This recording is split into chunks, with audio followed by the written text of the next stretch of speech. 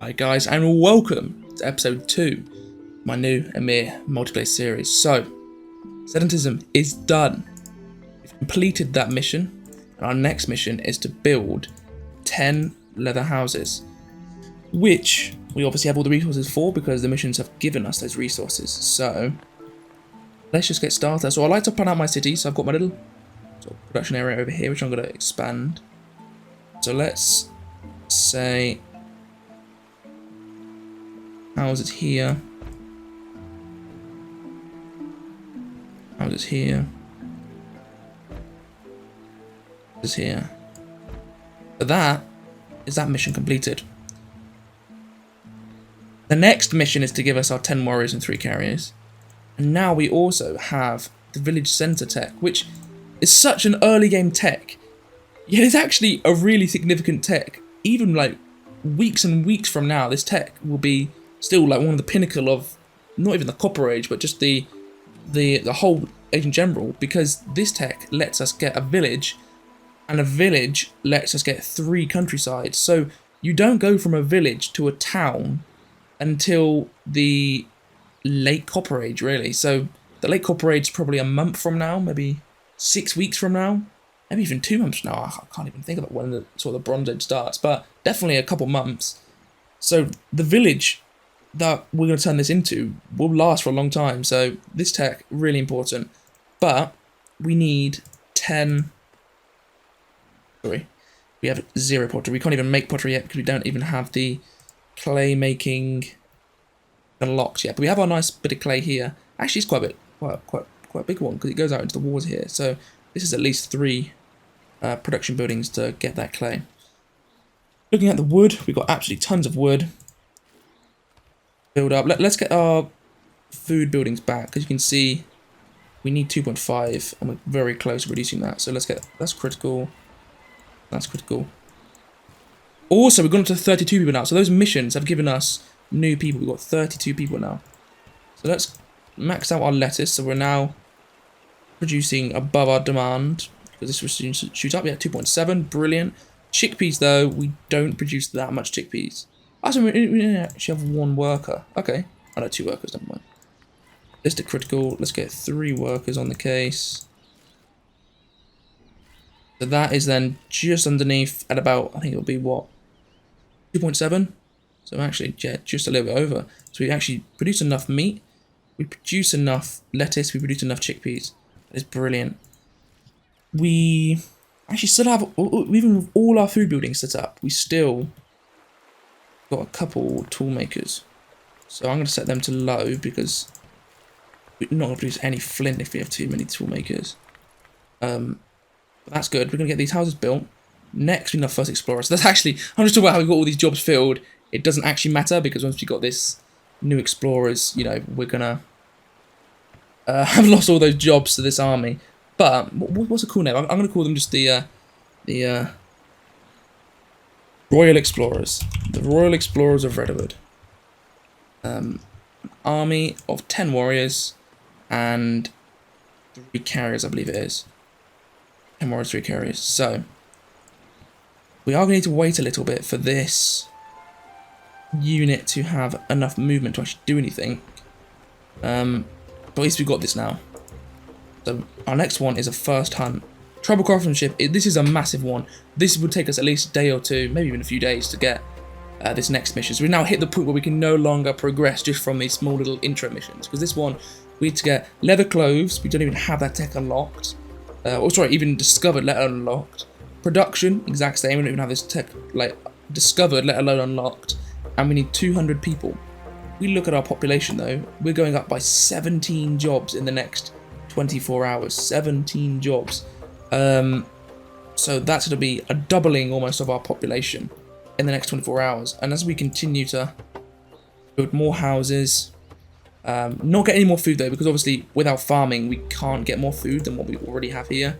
So we will be stuck at this food level. But then as we get techs like pottery and leather cloth making, we'll get more life quality. So we'll get more people. So we're doing pretty damn good. And then if we can get our little party here. Party of 10 warriors, the Royal Explorers. Get them moving out. Oh, they've actually got 100 points. Okay, let's get exploring straight away then. In fact, we can actually hunt these ostriches. How many are there? There's 6. We just actually need to complete hunting event. Okay. Is it 75 points to hunt? 25 points. Let's get straight into it. Actually, no. Let's not make the mistake. Oh, so this ostrich formation has 48. We have 80, so they're actually quite a strong formation compared to our little warriors. But amazing. We lost 2 warriors, but we got 60 meat in total. That's insane. And with a little bit of exploring, we've seen there's a nice river here, and there's actually no one settled there. So this guy has actually just been exploring quite a while then. I assumed that everyone was just on this little bit of patch of darkness here, and we were sort of going to get wedged in. But if no one's even spawned here yet, remember the yet is really important because there's only probably about 30 players on the server. Let's have a quick look. 23 players on the server. We're in last place. Okay. Listen, I said I'd hit first place. We're going to do it. We've been on the server for the shortest amount of time. Give me some time, guys. We'll hit first place. But as more people join the server and spawn as primitive tribes, they probably will spawn in this area. So we might get wedged in. And this is a very nice spot. 3 rivers on an arid. Well, this is tropical actually, but these 2 are arid with a river. Remember, arid tiles with a river or water source, just like our one, gives you 6 fertility. So that they are actually really, really good. Moving on to this one actually. Domestic dog, 400. Yes, we want this. Only 4 hours. Getting this doesn't give us level 2 hunting spots yet, but it combines with javelin making to give us level 2 hunting spots. We definitely want that one. We've also got our warriors here who we can unload all our stuff, but I want to do a bit more exploring. See 30 loot. Our explorers, royal explorers, were ascending the steep slopes of newly discovered territory, and they started to feel the ground moving under their feet. A piece of land on which the group was standing sharply broke away, causing a massive landslide. Many of our porcos were injured, but luckily all of them survived. As they got back on their feet, they noticed a shiny protuberance from afar. As they approached it, they discovered an enormous deposit of ore, which had been laid... Ore! Silver, tin, and copper! I've never seen that event before. Wow, let's deposit this straight away because our formation might die. That is a big worry when you've got a very small formation. Exploring these darkness patches is when you explore these darkness patches, just like we got there, you get little events. Some are great, like that one, that just give you resources. Some are half and half, where you might get resources, but you have to fight. And some are just bad. They'll give you less movement points. It might make your formation get attacked. So they can be a bit hit or miss. And I believe if you've got under 10 men, so we've got 11, so we're just on that border. If you've got under 10 men, there is a risk that your formation just gets wiped out instantly. Or maybe they got rid of that, but it definitely used to be the case. Oh, brilliant. Our formation, Royal Explorers, was well received by natives in a small village, where they spent a few days to rest. The villagers offered our porcos to teach them all about surrounding territory that they know very well. Sniffing Wind here is the village's best scout, said their chief. He knows all the ins and outs of these lands. If you wish, Sniffing Wind can show you how to travel in the territory. He's never been in trouble. He'll tell you what areas to avoid, what places are dangerous, and where to pass. In the meantime, you're welcome to stay in our small village. Should we stay a little more and accept their help? Well, obviously, we get nothing for this, or we get the tiles of reach. So that's massive. There's no one around. We're actually pretty lonely down here. And again, people might spawn in, but if people spawn in on this river and start to block us in here, we can just hopefully go up north. What's also interesting, guys, is look at the amount of hill/mountain tiles we've got. We've got 1, 2, 3, 4, 5 mountains. 1, 2, 3, 4, 5, 6, 7, 8, 9 hills. Hills give you a good chance to get ore. Or not good, but they give you definitely a better boost than a normal tile, like a flat tile. Mountains give you a massive boost to get ore spawns. Which obviously makes sense. It's more likely there's going to be ore in a mountain tile. In a mountain, than just on flat grassland. So having all of this, as long as people don't like spawn here in the masses, gives us a very good chance to actually hopefully try and claim some of these for ourselves, get outposts down, get countrysides on them. Because if we're here and we turn this into a town, I could go countryside, and get copper ore from this one if there was copper ore, for example. Or countryside, hit that one. As long as you've got 2 countrysides or 2 territories next to each other, you can then expand for a third one. Otherwise, they all have to be adjacent to your regional centre. So, got our little guy. I say we keep exploring. keep finding more stuff as long as we don't get caught off guard. So loyalty isn't a problem. So I received 10 little piglets. Our explorers have spotted a large cloud of smoke on the horizon, rising and covering the sky in its dark coat. Our porcos cautiously approached the location from which the fire originated and discovered smouldering ruins with the stench of death. Lifeless bodies littered the ground all around, stripped of all valuables. Even the cattle had not been spared. Night was falling, and members of the expedition did not intend to spend any more time in the middle of this macabre scene. As they were about to leave, their attention was caught by hundreds of small green lights taking off from a nearby bush. Fireflies. Something had disrupted all these insects. By searching more closely, our porcos found dozens of children hidden in the vegetation.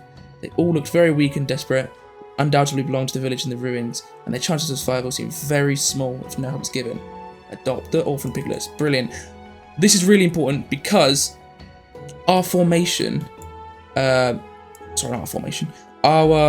town is growing, so getting more people to come to our town, there's nothing negative about that. It just speeds up our growth. If our town was already at peak development, bringing new people in would just mean that they just die of starvation. So that's pretty irrelevant, but because our town's growing, getting these little piglets in will just aid the growth process. If we just span them on our territory, and our territory now will have gone up in size. See, 95 piglets now. What you just saw down here, I'm not sure if you saw it, but on this tile here, there was a little primitive tribe. What that marks, and this is actually just jogged my memory, because I was saying like, oh, people will spawn in. What that marks there, as far as I'm aware, is a spawn point for primitive tribes. So basically, dotted across the whole map, there is these little primitive tribe markers on spots. So remember earlier in episode 1 where I said it has the best value, it had like 64 spawn points arid or 54 for continental or whatever. Those are positions where there is at least one hunting spot and one farm spot. Because obviously it's not going to spawn you on a spawn where there's no food. That would just be ridiculous. So there's set positions on the map where you can spawn.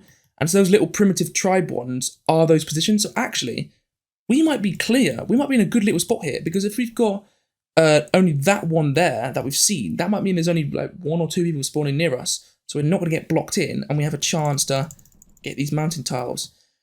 It is annoying that we don't have access to this river. We could always get a hamlet here, but if this guy's going to be here, he's going to have to claim these all with countrysides by that point. So it is a shame, but I'm actually very happy with our spot now. Now I've seen we're not going to get blocked in as badly as I thought. Got a brilliant fertility and lots of farmland, more than I thought. We have a really, really good chance here. And with all these mountain tiles around, lots of chances for ore. So let's stop yapping and get exploring. So I don't want to move on these tiles because you can see massive penalties for movement yet. I'm just going to explore a little bit further north. And I don't want to go too far north because while it isn't terrible to get locked out somewhere, it just means I have to wait quite a while to get more movement points. Let's read this one quickly. So the Royal Explorers, while travelling across the land, stumbled upon a small patch of fertile land covered with lustrous plants filled with vegetables and fruit ready for the picking. Sometimes the nature is generous and provides. Porcos stopped for a few hours and feasted with this unexpected gift and took the rest with them. So what have we actually got here? Lettuce. Okay, so it might have given us a food source that we could have also then grown later on as a third food type in Castell, but just getting the lettuce is good. And also, interestingly, look up here. This is all desert. So arid is one thing, but desert is really bad. Arid, if you're on just normal arid, is really bad for farming, but with rivers, it's really good. But desert is really bad all round, like really, really bad. So my thought here is that actually, this might be the end of the map. Maybe there's like a wall of just desert at the end of the map. And so, you know, doesn't want you to go that much further, so it's a wall there. Or maybe we're at the very bottom of the map where all this water is, and this is like a barrier between maybe, let's say, the continental biome or tropical biome. I don't know. But we might be at the very bottom of the map with this southern coastline, so quite interesting. Quite interesting to know sort of where we are and where we can expand later on. But really, we're not going to move from where we are now. Now I've seen what it's like. I'm happy with this. But with that done, there's not much more I can do. We've got all the buildings done that we need to do. We've done a little bit of exploring. We have done the missions that we can available with us, and we're nowhere near being able to do this. I need to let my warriors recharge AP so I can do a bit more exploring. Because look, for all of this to explore, this could be a very good spawn. Not spawn, sorry, a very good hamlet. This is when you 1 tile away or 2 tiles away from my capital to have very few debuffs for building there. And it's on a river. It's on the coast, near the mountains, so I can get countrysides and mountains. This would be a very, very good spot there. Ooh. I'm trying to think if no, I don't have enough AP to. I don't have enough AP to explore it without being able to come back. But yeah, this could be a very good spot. But anyway, guys, thanks for watching so far. I'm gonna pause the video here, and I will return in a little bit, maybe even tomorrow, when there's a little bit more to do. So I will see you then. Well, welcome back, guys. It's been exactly 24 hours. In fact, I think it's actually been a little bit longer than 24 hours. I have jumped on in the meantime just to do one small thing, which was to, you can see it's just been done here. Yeah, mud bust. So we actually do now have pottery, and we are falling behind. Our neighbours have over double our score, which shows that they must be playing 24/7, micromanaging everything, and I'm just letting things tick over, but not because I don't want to play. In fact, I've been looking at this save while I've been away today, and like, oh, I want to play it, but I want to do recordings in one big go. So I'm playing it probably once every night. So I actually might fall behind people who are micromanaging 24/7, but hey, that's how these things work. So, a group of nomads arrived on our territory of Castell. They told their story of how they were chased away of their lands by another neighbouring tribe after a conflict between them. Attacked during one night, they lost most of their people and fled their homeland, but not before one of their best warriors managed to kill the chief of the enemy tribe. Since then, his son has vowed to hunt them down for revenge, no matter where they go, and they've been on the run for many weeks. Their pursuers are not far behind, and the tribe is now their only hope. They beg for asylum and safety, offering to pledge their loyalty to our people if we accept to protect them. If we do, we'll have to fight their pursuers. So, oh, 8 families. It's not just 8 people, it's 8 families. I think we do it because, not just in that, 8 families, brilliant, 8 families. I reckon we do it because we've got 8 warriors, plus we've got 10 throwers, and it's just versus 8 warriors. So we will beat them. It's just how many men do we lose in trying to beat them? There's another new feature in this game, and I'm not sure if it will trigger here. If it does, great little chance to talk about it. But there's a new feature. Well, I know it's actually about a year old now, but I just haven't. It's new for this series compared to the last series, and that is your city raising men to fight. Oh shit. Okay, right. So actually, no, we might lose all our men. Yeah, we will, because I haven't done a strategic tool for these guys, so it's just put them on an island. So actually, that might have been a grave mistake, because 8. Is that 8 warriors? 2, 4, 6, 8. That looks like 10 warriors. Yeah, that is 10 warriors. So they've actually got 10 warriors, and we've got 10 throwers, and the throwers are going to be absolutely torn apart. They could beat them if they had this support, but we're just going to lose 10 people. So actually, this was a horrific mistake. But I'm trying to think of a positive. We've got 8 families from this, and we've got 8 families from the other mission. So yeah, it's not good, but God, these stone throwers are so useless, man. Oh my goodness. They haven't killed a single one in 2 hits. Dear Lord. But actually, saying that, look, these warriors don't care. They're just, where are they going? This is one thing I just don't understand this game's combat system still. Are they trying to just raid our stocks? Is that what they want? If so, that's actually alright, because porcos are way more valuable in the early game than like random crappy stone or wood. I don't care about any of that. Saying that, they might come for our men now. Oh, well, these stone, look at them, they're absolutely useless. They're just, the range is so bad they can't hit them ever, really. Right, let's ignore this and just focus on some of those stuff that's coming. So we've got probably, yeah, rites of passage. Just agree to all these. Loads of civilization points. We've got rites of passage, yeah. We're always also checking when people send these deals that they're not sneaking anything in, like saying, like, I don't know, that if I break it, they're going to declare war on me or something like that. I think it has happened to me in the past, so just be aware of stuff like that. Let's end that quick level up. There. Sign that treaty. Yeah, I think that's it. I think that was it. They attacked us and then just stole some of our stuff and ran away. That is very strange. That... No. Didn't do anything. Unless they're sticking around. Got some messages here as well. No one's actually messaged us directly. These are all just the global chat. I think they're gone. Yeah, they're just fleeing the map now. So we actually have got 16 families, which is a lot. Because remember, a family isn't just like one male porco. It's the, I think it's got some old pigs, of sow, porcos, and the piglets. So it's a whole family, as it says. So, brilliant. We've got 16 families. Didn't lose any casualties. We may have lost a little bit of resources. We'll see in a second. Where we're falling behind, though, is because I bet you all our neighbours building lots and lots of houses where we're not. If you look at our jobs, we've got 16. Oh my goodness, I was expecting to see like full. I wasn't expecting to see full with 16 spare. So we really need to sort this crap out. It's going to be actually quite a long episode. So we've got 26 hammers, 47 leather. So let's get a nice amount of houses down, because houses are such a boost to health and life quality. So if you look here, one household gives you +5 quality of life and 6 health. Health and life quality, obviously, boost the wellness of your porcos. Better wellness, in terms of life quality and health, means your porcos are more likely to survive, so that means that there's more generations, which means you get more porcos. More porcos means more money, more production, whatever. More bigger armies. If we look at our little slums here, we can actually see that they're -5 health and +1 life quality. So we get 5 times the life quality, and it goes from -5 to +6, so it's absolutely just, the houses are huge. Battle of Castell, we lost. Oh, that is actually, we didn't lose any men. We did lose 8 tin ore and 6 silver ore. It's not an issue because we're not going to use that for probably a real life month.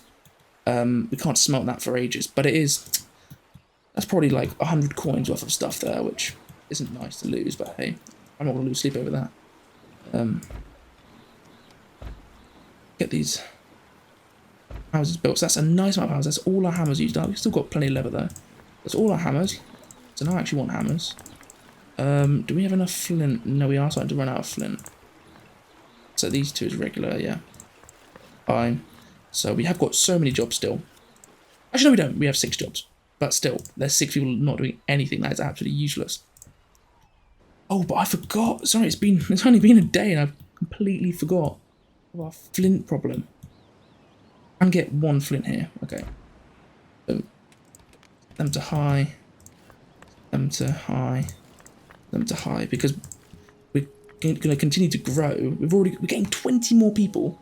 So where it says here, again, I'm treating this a series as half tutorial, or at least explaining what I'm doing, and then just half having a bit of fun. So we can see here that our growth is 4.3 for every 2.4 hours. In 20 hours, we're going to have, to the next generation, 24 hours, 20 people. So jobless just simply means working people, and the working people are your male porcos. So 20 more people, and we're already got 3 unemployed. So we need to get 23 more jobs. What are we going to get these people working in? One thing, clay. So we can now actually start mining this clay, because getting the clay technology, the clay exploitation, and the potter. So clay, they simply mine clay. We want that for our pottery workers. Pottery workers turn the clay and wood into pots. We have enough wood. 2.6, beautiful. That is enough to maybe have 2 or 3 workshops getting started. But we need hammers, and I've just spent all my hammers on the homes, which actually isn't good. These toolmakers are free, and to mean we've got spare jobs, and continuing to have spare jobs. Let's get them on. But I'm going to set them only as regular. The reason is because we can already see here we're losing flint. So we actually don't even have enough flint to keep us going at the current rate, let alone with new workers. So let's see if we can get any more. No flint miners. I don't think we really have anything. No, nothing. Nothing really. 0.38 here. It's just too low. 0.34. Yeah. So actually, I'm gonna set these to low. I don't think they're gonna get enough flint to be useful. So because they're free, we can keep them. Gathering camps. Oh wow, we actually have a lot of leftover chickpeas here. So we can get more chickpeas, because if we look here, we're undersupplying chickpeas, we're undersupplying lettuce. Meat is the only one we're actually matching demand, but that won't be for much longer. You can get more gathering camps here. I can also see here, if you remember before, I was raging about how the lettuce had been destroyed. And I remember the lettuce being on like this like patch here. It's come back. So I'm thinking that if we get rid of these slums and get them filled up, like deleted for houses, we might actually have the lettuce growing back here, which means we can get another lettuce worker. I don't want to put a lettuce worker when you have 0.23. That's a real waste of a porker working there. Wood. There is actually quite a lot more wood, and because our productivity is so low in this early game, this small amount of wood will actually get all the porcos like efficiently working it. So a couple more woodcutters down. I just need hammers. I'm a bit of an idiot. I didn't think about spending all my hammers on the houses and then forgetting that I need the hammers for all my other buildings. So there's not much I can really do production-wise without getting some more hammers.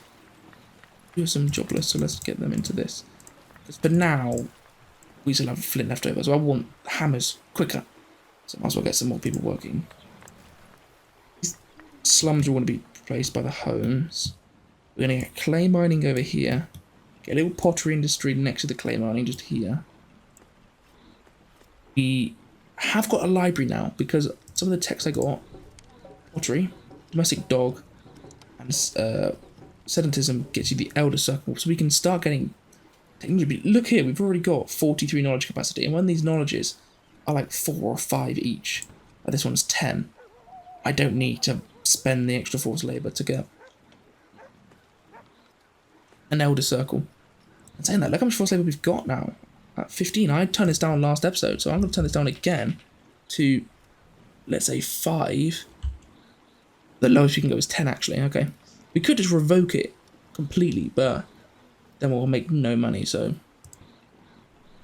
Turn down to 10, that's going to give us 5% more efficiency on our buildings, which does help. A little bit more wood, a little bit more tools, everything. So that's all really useful. That's all I can really do for now, without any more hammers. And we're not close to this tech yet. Not enough meat, and I've actually set my maintained stock levels. You can see here I've got 20 maintained stock for lettuce. I don't really care about chickpeas at the moment. I'm going to grow lettuce first, so the chickpeas only got up to 2. But when we go to farming, lettuce will be what I grow, so I should set this to 27. Might as well, because the more I have, the quicker I can get into farming. And because they're already about to hit, it doesn't really matter, because if we're going to go from 27 to 22, yes, it will grow the population quicker, but then it will just kill it off again because it won't have enough food, so you might as well just set it to 27 now, so I get to keep them ready for farming. But in the meantime, well, nothing else I can really do. It's a bit of exploring. Okay, so some barbs have appeared here. Move here, and I want to explore this patch above us, because this, as I said in the last episode, this little spot here, oh, never mind, I was going to say this little spot here is going to be a perfect little base. You can have a little hamlet close to your base and grow up this river, but there is someone else here. But it's not too bad. We've discovered no primitive tribes here, so no one's going to spawn here as far as I'm aware.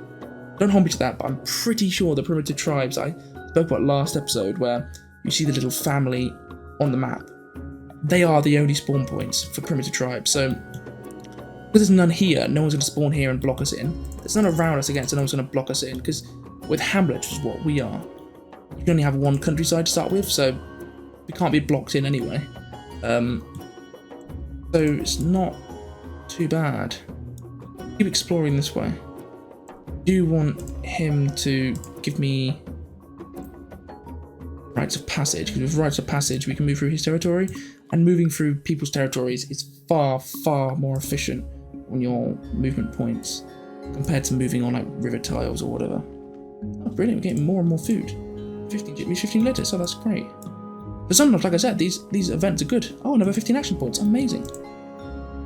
Got this guy here, Sheldon Flanders. Missive. Passage, rites of passage. You can see here, we are really falling behind on points. We're on 127, we started 30 minutes on server launch. And yet these people got 190, 140, 260. We're in 38th place out of, how many, what, 60?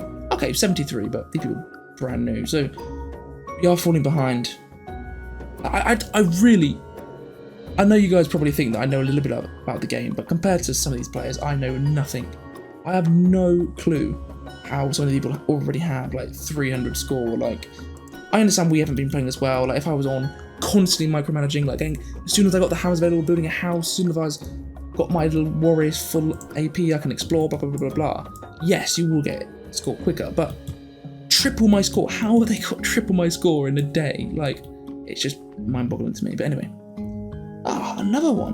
The porcos of Royal Explorer spotted a small group of people away from them, walking on the side of a hill.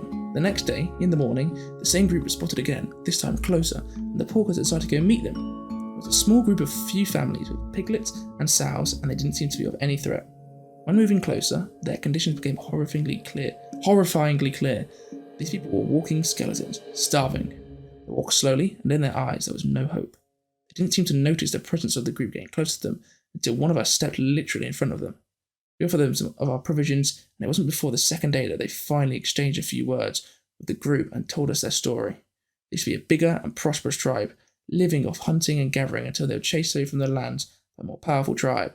They lost all their precious tools and weapons, and most of the strongest porcos of their tribe had died fighting.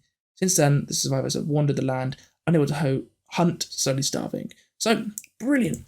That's another 3 families. So we can actually see what a family is. So it's 1 porco, 1 sow, 1 old pig, and 4 piglets. So we can get them. Ooh. I don't think I can walk them on the barbed territory. This is where I get on a bit of a noob at the game. It's been so long. I don't know if they can walk on barbed territories, or if they do, because it's an enemy, they just instantly. Yeah, right there it says it. So if this formation meets any of our units in the same territory, or if we tried to pass through their current location, it will trigger a battle. So we actually can't walk. Can't walk in this formation. Cannot explore new territories.